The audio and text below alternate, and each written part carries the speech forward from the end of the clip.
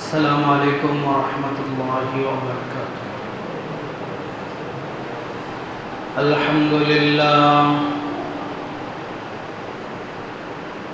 الحمد لله الذي جعل الشمس والقمر بحسبان والنجم والشجر يسجدان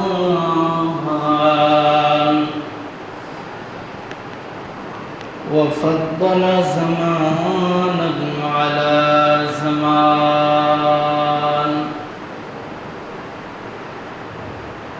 ونشهد أن لا إله إلا الله وحده لا شريك له ونشهد أن سيدنا وسندنا وحبيبنا ومولانا محمد أما بعد فأعوذ بالله من الشيطان الرجيم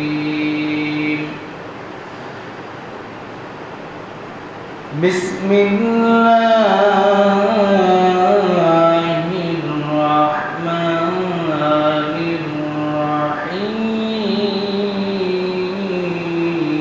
الرحيم إنما المؤمنون إخوة وقال تعالى أيضا يا أيها الناس اعبدوا ربكم الذي خلقكم من نفس واحدة وقال رسول الله صلى الله عليه وسلم المسلم كجسد واحد المسلم كجسد واحد إن اشتكت عينه إن اشتكى كله إن اشتكى عينه إن اشتكى كله أو كما قال عليه الصلاة والسلام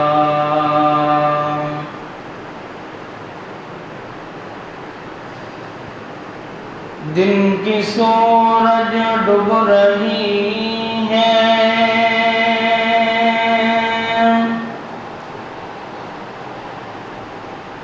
हम लोगों की सामने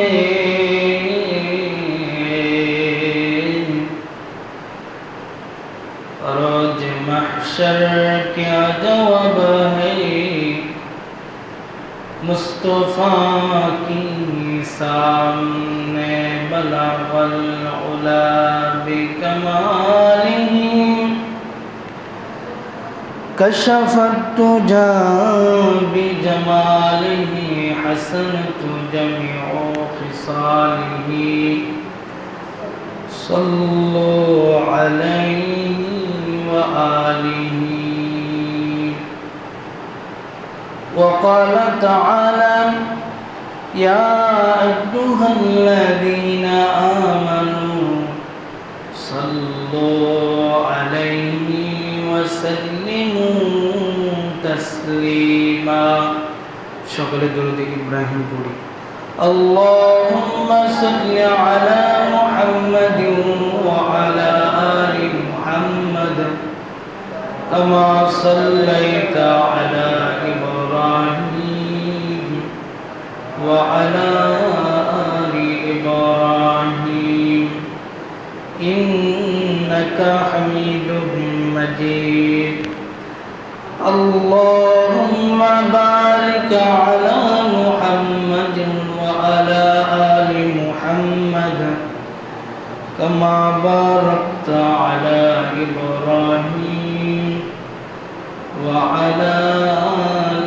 إبراهيم لا إله إلا الله لا إله إلا الله لا إله إلا الله لا إله إلا الله لا إله إلا الله لا إله إلا الله لا إله إلا الله لا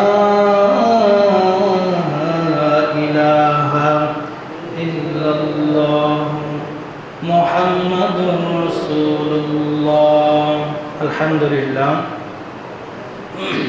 মহান আল্লাহ রাব্বুল আলামিনের দরবারে লাখ কোটি শুকরিয়া আদায় করছি যে মহান আল্লাহ তাআলা আমাদেরকে অত্যন্ত মহব্বত করে দুনিয়াবি কাজ থেকে ফারেক করে তার ইবাদতের জন্য আমাদেরকে নির্বাচন করে মসজিদে আসার তৌফিক দান করলেন। এজন্য সেই মহান রব্বুল আলামিনের দরবারে আমরা সকলে দিল থেকে আবেগ জড়িত কণ্ঠ নিয়ে শুকরিয়া আদায় করছি। সকলেই বলে আলহামদুলিল্লাহ। মুআজ্জাজ মুকাররম হযরত মুসাল্লিয়ানে কিরাম, মসজিদে আসা তৌফিক সকলের হয় না, বরং আল্লাহ রাব্বুল আলামিন যাদেরকে অত্যন্ত মহব্বত করেন, ভালোবাসেন, তাদেরও মসজিদে আসার সৌভাগ্য হয়। আর পৃথিবীর মধ্যে সবথেকে দামি স্থান হলো মসজিদ, যার ব্যাপারে সরকারে দো আলম রাসূল করিম সাল্লাল্লাহু আলাইহি ওয়াসাল্লাম বলেছেন, আহাব্বুল বিলাদি ইলাল্লাহি মাসাজিদুহা ওয়া আবগাদুল বিলাদি ইলাল্লাহি আসওয়াকুহা। যে আল্লাহ তাআলার কাছে সবথেকে মহব্বতের জায়গা, উত্তম জায়গা, পছন্দনীয় জায়গা হচ্ছে মসজিদ, আর আল্লাহ তাআলার কাছে অপছন্দনীয় জায়গা হচ্ছে বাজার ঘাট। সুতরাং মসজিদে আসা মানে আল্লাহ তাআলার প্রিয় বান্দা হিসাবে আল্লাহ তাআলা আমাদেরকে কবুল করেছেন। এজন্য আল্লাহ তাআলা আমাদের সকলকে বেশি বেশি মসজিদে আসার তৌফিক দান করেন। সকলে বলেন আমিন। প্রিয় হাজিরিন, আজকে গোটা বিশ্বের মধ্যে মুসলমানদের জন্য খুব কঠিন মুসিবত চলতেছে, যেখানে পুরো মানবতা স্তব্ধ হয়ে আছে। ফিলিস্তিনের গাজার মুসলমানদের কাছে, যেখানে মুসলমানদের প্রিয় জায়গা আরবে মাকদিস, বাইতুল মাকদিস বা বাইতুল মুকাদ্দিস যেটাই বলেন, যে বাইতুল মুকাদ্দিস আজকে ইহুদিবাদীরা দখল করে রেখেছে। আপনারা ইতিমধ্যে অবগত হয়েছেন, ফিলিস্তিনের ছোট ছোট নিরপরাধ বাচ্চাদেরকে এই ইহুদিরা, ইসরায়েলিরা বোমার আঘাতে তাদের দেহগুলোকে ক্ষত বিক্ষত করে দুনিয়া থেকে বিদায় করে দিয়েছে। যেখানে নিরপরাধ মা বোনদেরকে তারা হত্যাযজ্ঞ চালিয়ে দুনিয়া থেকে বিদায় করেছে, এমনকি ফিলিস্তিনের গাজা যেখানে হসপিটাল ছিল, সেই হসপিটালে পর্যন্ত ইহুদিবাদীরা আক্রমণ করে সবকিছু ধ্বংস করে দিয়েছে। পৃথিবীর মধ্যে আল্লাহ রাব্বুল আলামিনের কাছে সবথেকে দামি জায়গা, প্রিয় জায়গা হলো মসজিদ। শত শত মসজিদ দ্বারা বোমার আঘাতে চূর্ণ বিচূর্ণ করে দিয়েছে। কোথায় আজ মানবতা? সন্ত্রাসী কায়দায় মুসলমানদের উপরে হামলা করে, আক্রমণ করে তারা মুসলমানদের উপরে হত্যাযজ্ঞ চালাচ্ছে, অথচ তারা কখনো সন্ত্রাস হিসাবে বিশ্বের মধ্যে এইভাবে তারা লিস্টে যায় না। তাদের সন্ত্রাস এই দাবি তারা কেউ করে না। তাদের বিষয়ে জাতিসংঘ সহ বিশ্ব যারা মোড়ল আছে তারা এ বিষয়ে মুখ খুলতে চায় না। কারণ হাদিসের মধ্যে রাসূল করিম সাল্লাল্লাহু আলাইহি ওয়াসাল্লাম বলেছেন, আল কুফরু মিল্লাতুন ওয়াহিদা, সমস্ত কুফরি শক্তি তারা এক ও অভিন্ন। তারা একত্রিত হয়ে মুসলমানদেরকে পৃথিবী থেকে বিদায় করতে চায়, তারা একত্রিত হয়ে মুসলমানদেরকে ধ্বংস করতে চায়। এ বিষয়ে তারা বদ্ধপরিকর। অথচ আমরা মুসলমানরা বিভিন্ন দল উপদলে বিভক্ত হয়ে আছি। কিন্তু হওয়া দরকার ছিল কেমন? যেমনটি রাসূল করিম সাল্লাল্লাহু আলাইহি ওয়াসাল্লাম হাদিস শরীফের মধ্যে উল্লেখ করেছেন, আল মুসলিমু কাজাসাদিন ওয়াহিদি, যে সমস্ত মুসলমান একটি শরীরের ন্যায়। নবীজি উদাহরণ দিয়েছে, ইনিশতাকা আইনুহু ইনিশতাকা কুল্লুহু, ইনিশতাকা আইনুহু ইনিশতাকা কুল্লুহু। যখন মানুষের কোনো চোখ আক্রান্ত হয়, মানুষের পুরো শরীর আক্রান্ত হয়ে যায়। চোখে ব্যথা, শরীরে ভালো লাগে না। মানুষের মাথায় ব্যথা, শরীর অতিষ্ঠ হয়ে যায়। মানুষের হাত ভেঙে গেলে অন্যান্য শরীরগুলো, অঙ্গ প্রত্যঙ্গগুলো সেগুলো আঘাতপ্রাপ্ত হয়, ব্যথাপ্রাপ্ত হয়। ঠিক তেমনিভাবে নবীজি বললেন, কোনো প্রান্তে যদি কোনো মুসলমান আঘাতপ্রাপ্ত হয় তো অপর মুসলমানও আঘাতপ্রাপ্ত হওয়ার কথা, অন্য মুসলমানদেরও আঘাত লাগার কথা। নবীজি হাদিসের অন্যত্র জায়গায় বলেছেন, আল মুসলিমু আখুল মুসলিম, একজন মুসলমান অপর মুসলমানের ভাই। সাহাবীদের কাছে আমাদের শিক্ষা অর্জন করা দরকার। তারা কেমন সোনার মানুষ ছিল, কেমন খাঁটি মানুষ ছিল।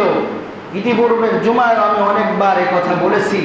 সাহাবায়ে কেরামের উদ্ধৃতি দিয়ে আমি বোঝানোর চেষ্টা করেছি, সাহাবায়ে কেরাম মুমূর্ষ অবস্থায়ও তার অপর সাহাবীকে, অপর ভাইকে তারা কিভাবে কদর করেছে, কিভাবে ভালোবেসেছে, তাদের জীবনী থেকে আমাদেরকে শিক্ষা গ্রহণ করা দরকার।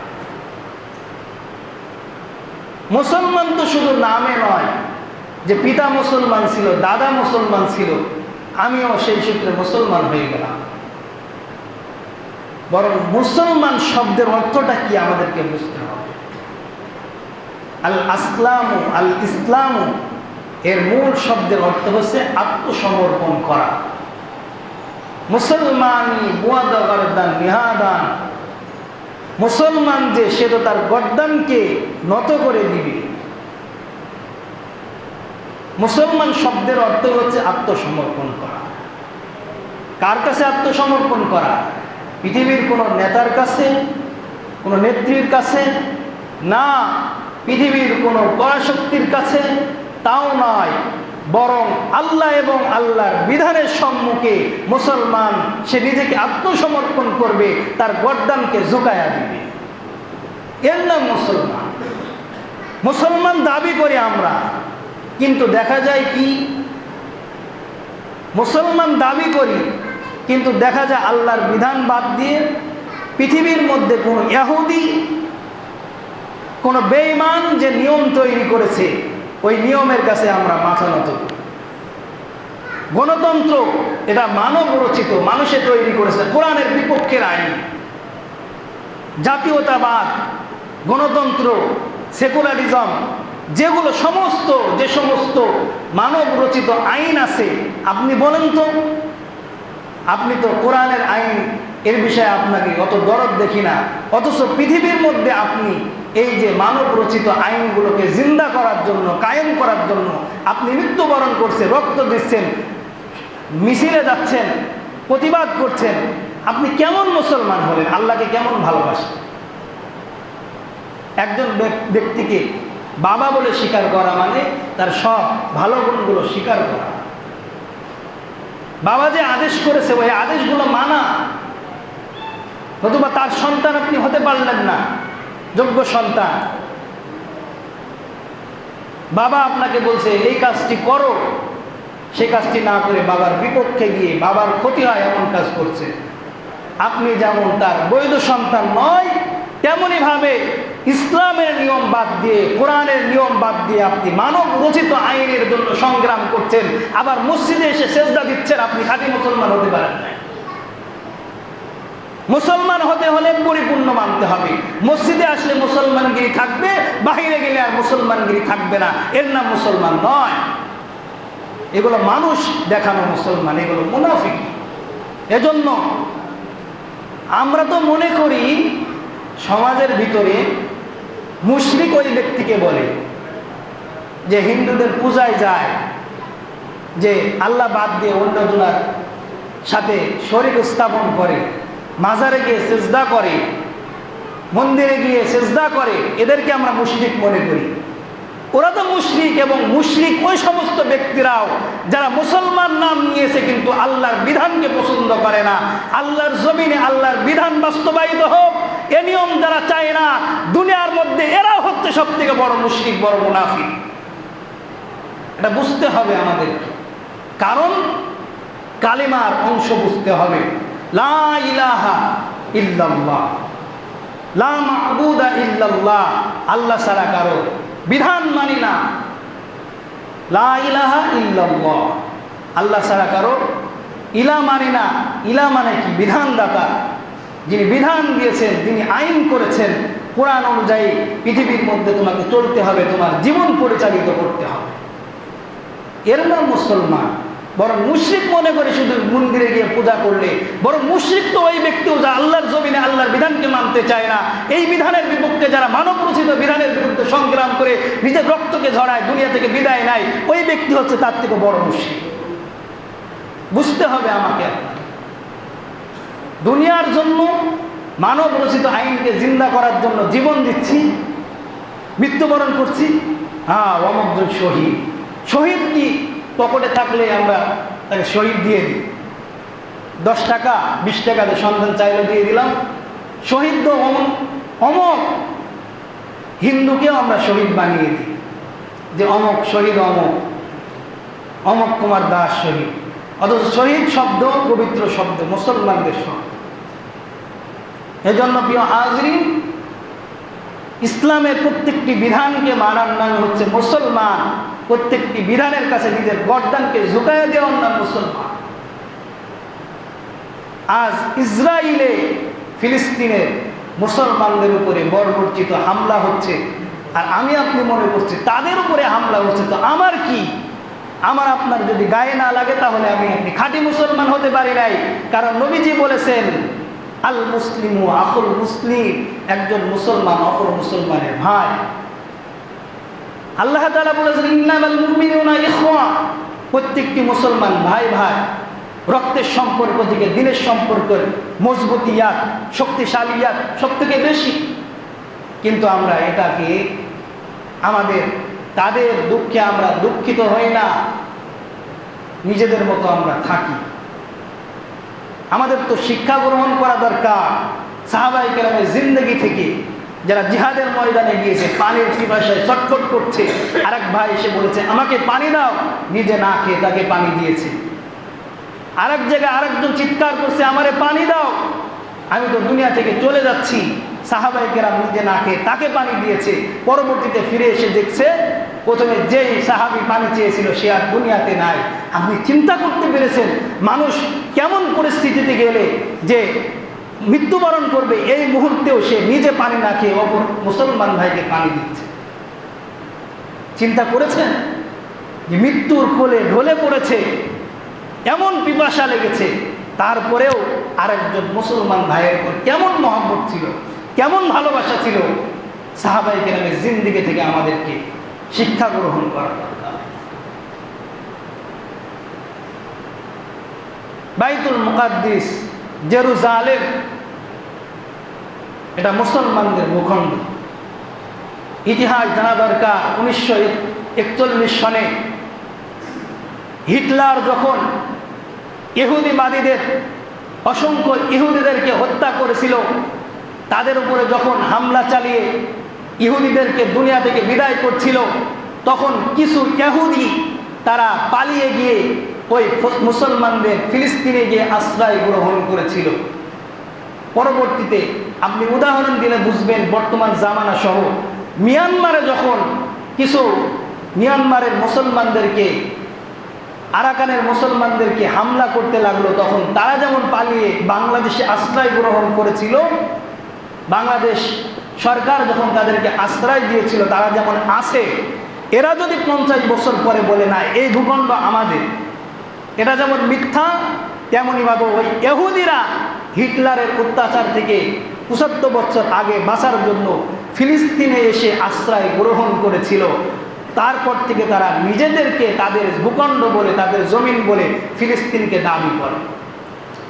আর তাদের যেহেতু বন্ধু আমেরিকা, যে সমস্ত ইহুদিবাদীরা আছে, ইসলাম বিদ্বেষীরা আছে, তারা অস্ত্র দিয়ে, বুদ্ধি দিয়ে, কূটকৌশল দিয়ে তাদেরকে সহযোগিতা করে মুসলমানদেরকে নিধন করার জন্য তারা এই কাজে শরিক হয়েছে, তারা ইন্ধন জুগিয়েছে।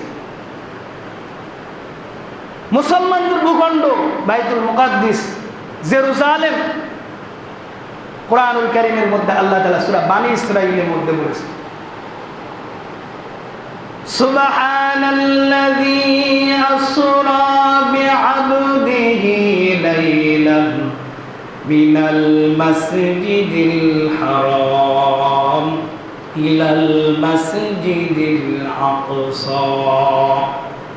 আল্লাহ রাব্বুল আলামিন বলেন, সুবহানাল্লাযী, সুবহানাল্লাহ, পবিত্র ওই মহান সত্তা, আল্লাযী আসরা বিআবদিহি, যে আল্লাহ তাআলা নিজের বান্দা, স্বীয় বান্দা হযরত মুহাম্মদুর রাসূলুল্লাহ সাল্লাল্লাহু আলাইহি ওয়াসাল্লামকে ভ্রমণ করিয়েছেন, মিনাল মাসজিদিল হারামি ইলাল মাসজিদিল আকসা, মসজিদে হারাম থেকে মসজিদে আকসা পর্যন্ত আল্লাহ তাআলা নবীজিকে মেরাজের রাত্রে ভ্রমণ করিয়েছেন।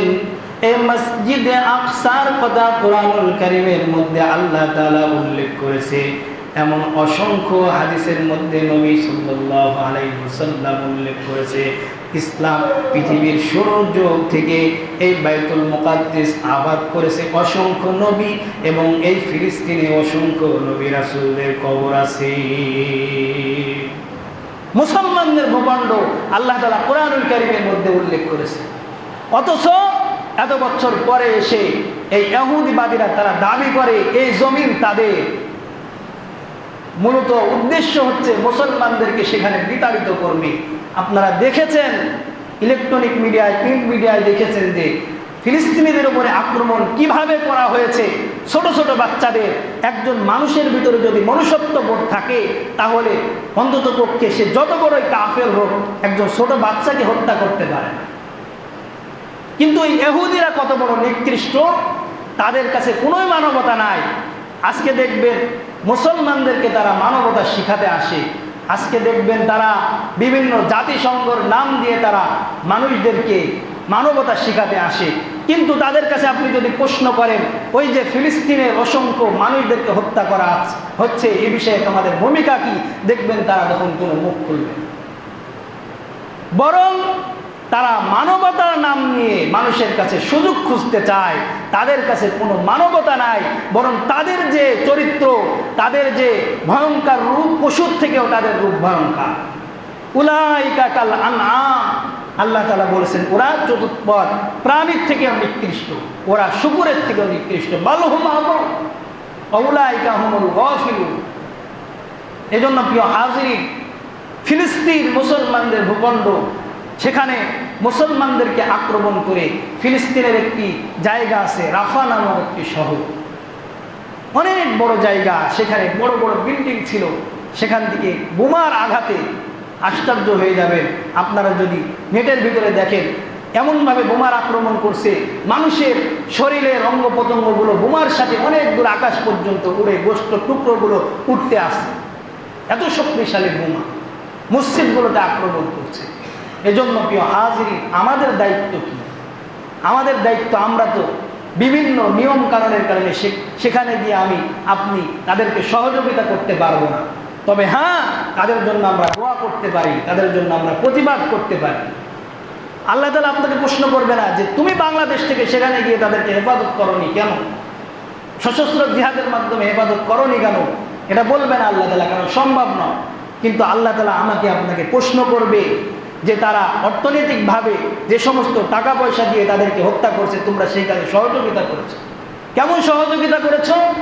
ওদের যে সমস্ত পণ্য বাংলাদেশে আছে, আপনি বাড়িতে, আপনার গোসলখানায়, আপনার টিউবওয়েলে, আপনার বাড়িতে অসংখ্য এমন পণ্য পাবেন যেগুলো ইসরায়েলি পণ্য, যেগুলো ইসরায়েলি পণ্য। যে ইসরায়েলি পণ্য আপনি ক্রয় করছেন, তারা অর্থনৈতিকভাবে শক্তিশালী হচ্ছে, বোমা কিনছে, আর আপনাদের টাকা দিয়ে আপনাদের শক্তিশালী এই সুযোগ খুঁজে তারা মুসলমানদের উপরে আক্রমণ করছে। এজন্য আমাদেরকে আমাদের দেশের পণ্য ব্যবহার করতে হবে। ইসরায়েলে যে সমস্ত পণ্য আছে সেগুলো বর্জন করতে হবে। আপনি বলতে পারেন আমরা দুর্বল মানুষ, কি সহযোগিতা করব? আপনি কি সহযোগিতা করবেন? আমি আপনাকে একটা উদাহরণ দিতে চাই। হযরত ইব্রাহিম আলাইহিস সালাতু ওয়াস সালামকে যখন আগুনের মধ্যে, অগ্নিকুণ্ডলীর মধ্যে যখন নমরুদ নিক্ষেপ করবে,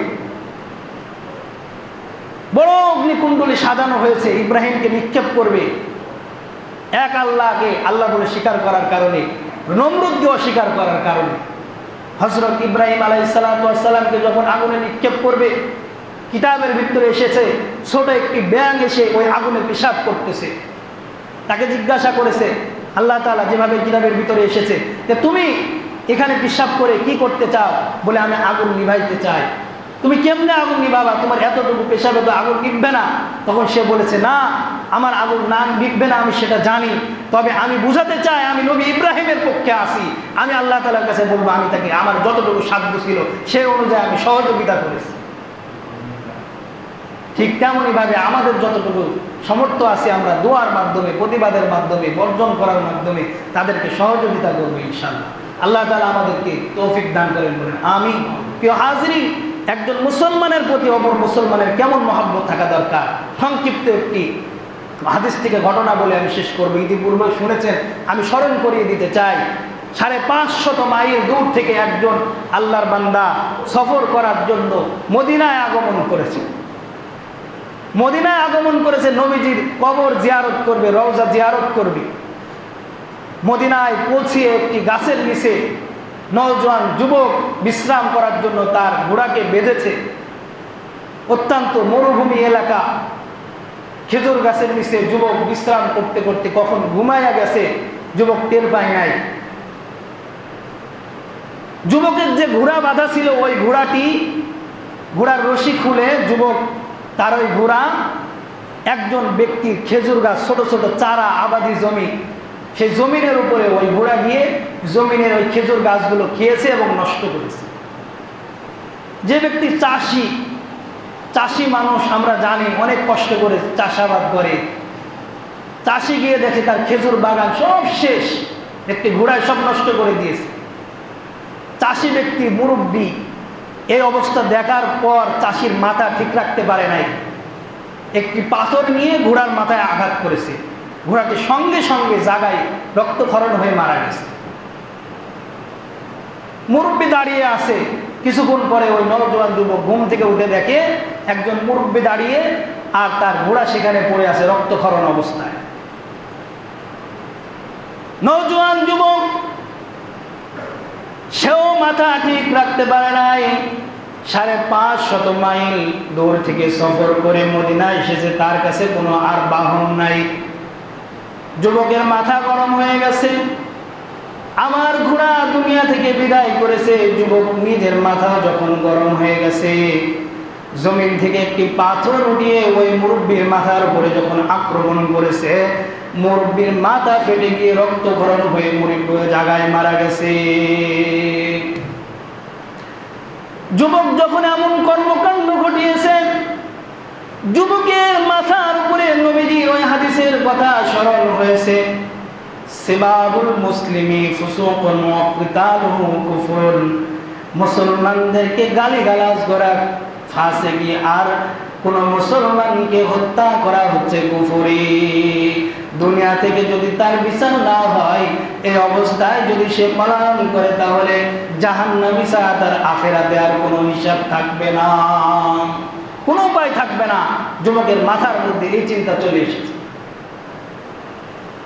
দুপুর থেকে সন্ধ্যা গড়িয়ে গেছে, ওই চাষি ব্যক্তি যখন বাসায় ফেরে নাই, ওই তার সন্তানগুলো খুঁজতে খুঁজতে বাগানের মধ্যে এসে দেখে একটি ঘোড়া পড়ে আছে, তার বাবার লাশও পড়ে আছে, পাশে একজন নওজোয়ান যুবক দাঁড়িয়ে আছে।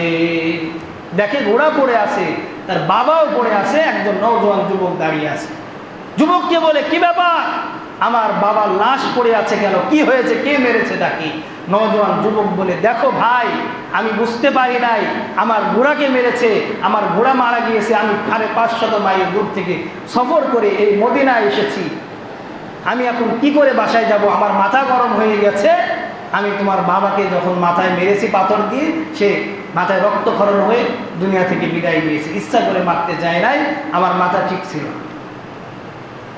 তখন বললো, আমি তো ভুল করে ফেলেছি, আমি পালিয়ে যেতে পারতাম, কিন্তু এই অন্যায় কাজ আমি করব না, আমার বিচার হওয়া দরকার, আমাকে খলিফাতুল মুসলিমিনের কাছে নিয়ে চলো। লম্বা ঘটনা। খলিফাতুল মুসলিমিনের যুগ চলতেছিল হযরত ওমর ইবনুল খাত্তাব রাদিয়াল্লাহু তাআলা আনহু, যিনি ন্যায় বিচার কায়েম করতেন নিজের সন্তানের বেলায়। ওমর ইবনুল খাত্তাবের কাছে যখন নিয়ে যাওয়া হলো, ওমর ইবনুল খাত্তাব বলল, নওজোয়ান যুবক, তুমি 550 মাইল থেকে সফর করে নবীজির রওজা জিয়ারত করার জন্য এসেছো, ভালো কথা, কিন্তু তুমি এই বৃদ্ধ পুরুষকে তুমি কেন মারলে, তাকে কেন হত্যা করলে? তোমার ঘোড়া হত্যা করেছিল, তোমাকে আমরা একটি ঘোড়া দিতাম, তুমি কেন মানুষ হত্যা করলে? তোমার তো কেসাস হবে, আল কতলু বিল কতল, হত্যার বিনিময়ে তোমাকে তো হত্যা করা হবে, তুমি তো বড় অন্যায় করেছো। নওজোয়ান যুবকও বলে, খলিফাতুল মুসলিমিন, আমি চাই আমারও বিচার হওয়া দরকার, আমি তো এই নাপাক অবস্থায় অপরাধী হয়ে আল্লাহ তাআলার সম্মুখে দাঁড়াইতে চাই না, আমার আপনি বিচার কার্য সম্পাদন করেন, আপনি যা বলবেন আমি তাই মাথা বেঁধে নিই। খলিফাতুল মুসলিমিন বলল, ঠিক আছে, অমুক তারিখে শুক্রবারের দিন তোমার বিচার কার্যকর করা হবে, তোমাকে ফাঁসি দেওয়া হবে, তোমাকে হত্যা করা হবে, এটাই বিচার। তোমার কি কিছু মৃত্যুর পূর্বে তোমার কি কিছু কোনো দাবি দেওয়া আছে কিনা? নওজোয়ান যুবক বলল, আমার কোনো দাবি দাবা নাই, তবে আমার কিছু কথা আছে। কথা হচ্ছে, আমি 550 মাইল আমার বাড়ি দূরে, আমার বাড়ি, সেখানে এক ইহুদি ব্যক্তির কাছে আমি ঋণ করে এসেছি, আমার এই ঋণের ব্যাপারটা কেউ জানে না, একমাত্র আমি জানি। এখন আমার বাড়ির লোককে, আমার বাড়ির মানুষও জানে না, তাদেরকে তো আমি কিভাবে খবর দেব? খলিফাতুল মুসলিমিন, আমাকে আপনি কিছুদিন সময় দেন, আমি তার ঋণ পরিশোধ করে আবার চলে আসব। যেহেতু ইহুদির টাকা যদি পরিশোধ না করি, সারা জীবন সে বলতে থাকবে মুসলমানরা মানুষের টাকা নষ্ট করে, আত্মসাৎ করে খায়, এরা ভালো না। এই জন্য খলিফাতুল মুসলিমিন আমার সময় দেন, আমি আমার ঋণ পরিশোধ করে আবার চলে আসব। খলিফাতুল মুসলিমিন ওমর ইবনুল খাত্তাব বললেন, পাগল হয়েছ, তুমি গিয়ে আবার আসবা, এর কি গ্যারান্টি আছে? তোমার সাথে যে কিছু মানুষ পাঠাবো, এখন যুদ্ধের সময় অনেকে জিহাদে আছে, বেশি সংখ্যক সৈন্য পাঠাবো, সে সুযোগও নাই, 2-10 জনকে পাঠালাম, তুমি যদি তাদেরকে মেরে দাও, এর কি গ্যারান্টি আছে? খলিফাতুল মুসলিমিন বললেন, না, তোমাকে আর সুযোগ দেওয়া হবে না, তবে হ্যাঁ, তোমার জন্য একটি অপশন আছে, তুমি যদি তোমার জন্য কোনো ব্যক্তিকে জামিনদার রাখতে পারো, যে তুমি যদি না ফিরে আসো তাহলে তোমার পরিবর্তে তোমার ওই আত্মীয়কে বা ভাইকে, যাকে তুমি জামিনদার রাখবে, তাকে ফাঁসিতে ঝোলানো হবে। তুমি এমন জামিনদার যদি রাখতে পারো তাহলে তোমাকে যাওয়ার সুযোগ দেওয়া হবে। নওজোয়ান যুবক বললেন, 550 মাইল দূরে আমার বাড়ি, আমার এখানে কিভাবে আত্মীয় থাকবে? কেউ আমার পরিচিত নাই। হ্যাঁ, খলিফাতুল মুসলিমে আমার যদি কেউ আপনজন থাকতো, ভাই থাকতো, বন্ধু থাকতো, আত্মীয় স্বজন থাকতো, আমার জামিনদার ঠিকই হতো। আর যেহেতু আমার কেউ নাই, আমার তো সুযোগ নাই খলিফাতুল মুসলিম। অনেক সাহাবী বসে আছে। খলিফাতুল মুসলিমিন বললেন, জামিনদার না হলে তোমাকে যেতে দেওয়ার সুযোগ নাই। এক প্রান্ত থেকে একজন সাহাবী হাত উত্তোলন করে বললেন, খলিফাতুল মুসলিমিন, আমি আমার এই ভাইয়ের জামিনদার হতে চাই। ওমর ইবনুল খাত্তাব বললেন, তুমি কেমন ভাই হও তার? কি এমন ভাই তোমার, কিসের সম্পর্ক? তখন ওই সাহাবী হযরতে আবু যার গিফারি, যার ব্যাপারে এসেছে, সে রাসূল করিম সাল্লাল্লাহু আলাইহি ওয়াসাল্লামের খেদমত করতে করতে, নবীজির সাথে থাকতে থাকতে নবীজির খেদমতে নিজের বাড়ি পর্যন্ত বানায় নাই। হযরতে আবু যার গিফারি খাদেমে খৈরুল বাশার, খেদমতু মে জিন্দেগি ভর না বানায়া আপনা ঘর। এমন একজন জলিলুল কদর সাহাবী, নবীজির প্রত্যেকটি সুন্নতকে অনুসরণ করতেন। ওই সাহাবী দাঁড়িয়ে বললেন, খলিফাতুল মুসলিমিন, সে আমার ভাই। কেমন ভাই? প্রমাণ কি? বললেন, প্রমাণ হচ্ছে আমার রাসূল বলেছেন, আল মুসলিমু আখুল মুসলিম, একজন মুসলমান আর একজন মুসলমানের ভাই। আমার রাসূলের পর কখনো মিথ্যা হতে পারে না, এর থেকে বড় সম্পর্ক হতে পারে না। খলিফাতুল মুসলিমিন, আপনি তাকে সুযোগ দেন, সে আমার ভাই, আমি তার জামিনদার হয়ে গেলাম। সে যদি ফিরে না আসে, তার পরিবর্তে আপনি আমাকে ফাঁসিতে ঝোলান। সুবহানাল্লাহ। হযরত আবু যার গিফারি বললেন, তাকে সুযোগ দেন। ওই নওজোয়ান যুবক চলে গেল তার এলাকায়, 550 মাইল পাড়ি দিয়ে এলাকায় গিয়ে ওই ইহুদি ব্যক্তি ঋণ পরিশোধ করলেন। পিতামাতার কাছে গেলেন, পিতামাতাকে জড়িয়ে ধরলেন, বললেন, আমি অপরাধ করেছি, ও আমার মা, আমারে মাফ করে দিও। আমি একজন ব্যক্তিকে ভুল করে হত্যা করেছি, আমাকে ফাঁসিতে দেওয়া হবে, তুমি আমারে মাফ করে দিও। পিতার কাছে জড়িয়ে ধরে ক্ষমা চাইলেন, তুমিও আমারে মাফ করে দিও। এলাকাবাসীর কাছে দোয়া চেয়ে নওজোয়ান যুবক আবার রওনা দিল। যেহেতু ওই জামানায় কোনো যোগাযোগের পন্থা ছিল না, মোবাইল ছিল না আধুনিক। শুক্রবার সময় চলে এসেছে, ফাঁসির সময়, নির্দিষ্ট সময় দেওয়া ছিল। খলিফাতুল মুসলিমিন বলেছিল, এই সময় যদি না হয় তাহলে আবু যারকেই ফাঁসি দেওয়া হবে, যেহেতু সে জামিনদার। মদিনার মধ্যে কান্নার রোল পড়ে গেছে। নিরপরাধ একজন সাহাবী হযরতে আবু যার গিফারি, তাকে ফাঁসিতে দেওয়া হবে। সবাই কান্নাকাটি করতেছে, আহ, কি একটা ভুল কাজ হয়ে গেল। সকলে জল্লাদকে খবর দেওয়া হলো, প্রস্তুতি নিচ্ছে, হযরতে আবু যার গিফারিকে ফাঁসিতে দেওয়া হবে, প্রস্তুত করো। জুমার নামাজের পরে ফাঁসি কার্যকর করা হবে। মানুষের সব, তাদের ভিতরে কান্নার রোল পড়ে গেছে, দুঃখ ছাপ সকলের চেহারার মধ্যে। যখন ফাঁসিতে ঝোলাবে, দূর থেকে খলিফাতুল মুসলিমিন দেখতেছে কে যেন ঘোড়ার আওয়াজ করে ধুলা উড়াতে উড়াতে খুব জোর গতিতে এসে মদিনায় আগমন করতেছে। যুবক ডাক দেয়, খলিফাতুল মুসলিমিন, আমি চলে এসেছি। আমি চাই না দুনিয়ার মধ্যে অন্যায় করে আল্লাহ তাআলার সম্মুখে যেতে। আমি চাই না এখান থেকে খেয়ানত করে চলে যেতে। আমি চাই না আমার দোষের কারণে আমার ভাই আবু যার গিফারি, তাকে ফাঁসিতে ঝোলানো হোক। খলিফাতুল মুসলিমিন, তাকে আপনি ছেড়ে দেন, আমি চলে এসেছি। অনেক দূর হওয়ার কারণে, রাস্তার ভিতরে সমস্যা হওয়ার কারণে আমি ঠিক টাইম মতো পৌঁছাতে পারি নাই, আমাকে আপনি মাফ করে দিন। খলিফাতুল মুসলিমিন এই দৃশ্য দেখে সকলের চোখে পানি। ওই দুইজন যুবক ছিল যার বাবাকে হত্যা করেছিল ভুল ক্রমে, ওই দুইজন যুবক বলে খলিফাতুল মুসলিমিন, এই ব্যক্তি ইচ্ছা করে কাউকে হত্যা করতে পারে না।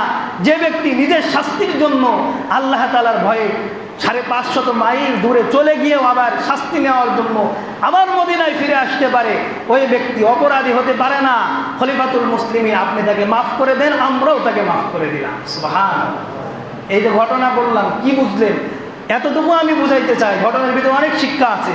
আমি এতটুকু বুঝাইতে চাই, হযরতে আবু যার গিফারি একজন মুসলমান ভাইয়ের জন্য রক্তের সম্পর্ক নাই।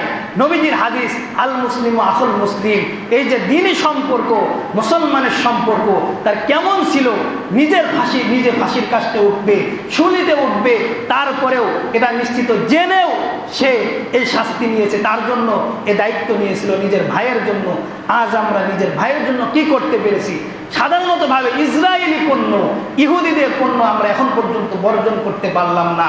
যে সমস্ত পণ্যগুলো তারা এখান থেকে অর্থনৈতিকভাবে শক্তিশালী হয়ে বোমা কিনে, অস্ত্র কিনে মুসলমানদের উপরে আক্রমণ করছে, আমরা তাদেরকে সুযোগ করে দিচ্ছি। আল্লাহ রাব্বুল আলামিন কিয়ামতের ময়দানে যদি জিজ্ঞাসা করে, হে আব্দুল্লাহ, হে আব্দুর রহিম, হে আব্দুল করিম, আমি তো তোমাদেরকে বলি নাই ফিলিস্তিনে গিয়ে তাদেরকে সাহায্য করো, তুমি তো এতটুকু করতে পারতে, এই ইহুদিদেরকে সুযোগ না দিয়ে তাদের পণ্যগুলো বর্জন করে তাদেরকে অন্ততপক্ষে অর্থনৈতিকভাবে কিছুটা হলেও দুর্বল করতে পারতে। এজন্য প্রিয় হাজির, ফিলিস্তিনি মুসলমানদের জন্য আমরা আমাদের দোয়া করব, আল্লাহ তাআলার কাছে দোয়া করব, আল্লাহুম্মা আনসিরিল মুসলিমিন, হে আল্লাহ তাদেরকে আপনি হেফাজত করেন, তাদের জন্য আমরা প্রতিবাদ করব, প্রতিরোধ গড়ে তুলব, আমাদের যতটুকু সাধ্য আছে তাদের জন্য দোয়া করব। আল্লাহ রাব্বুল আলামিন আমাদেরকে একজন মুসলমানের প্রতি যে দায়িত্ব আছে, যে মহব্বত আছে, সে মহব্বতগুলো ধরে রাখার তৌফিক দান করেন। সকলে বলেন আমিন। ওয়া আখিরি দাওয়ানা আলহামদুলিল্লাহি রাব্বিল আলামিন। যারা ক্বাবলাল জুমআহ 4 রাকাত সুন্নত নামাজ আদায় করেননি